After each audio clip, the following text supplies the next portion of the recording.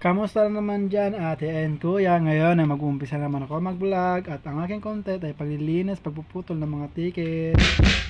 Ito na naman ako, ang aking naman content ay maglilinis na naman. Napag-isipan ko nga na ang aking content ay pagpuputol ng ticket kasi nga di pag nagpuputol ka ng ticket talagang may hirap talaga gugunding-gunding dyan. Sabi ko lang ay mas magandang gumawa lang ako ng mga video naman ay hindi naman masayang aking pagbablog at paggagawa ng mga content. Sayang sa ngayon nga di ba pangatlong ano na to, pangatlong upload na to.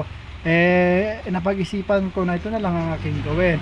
At hindi lang dyan mga guys. Tapos habang nagano ko dyan ng mga ticket, nagpuputol ng mga ticket, nararamdaman ko na parang talagang mahirap ang pag-i-edit, pag-vlog, pag wala kang content at pag wala kang mga kasama at mga humahawak ng cellphone.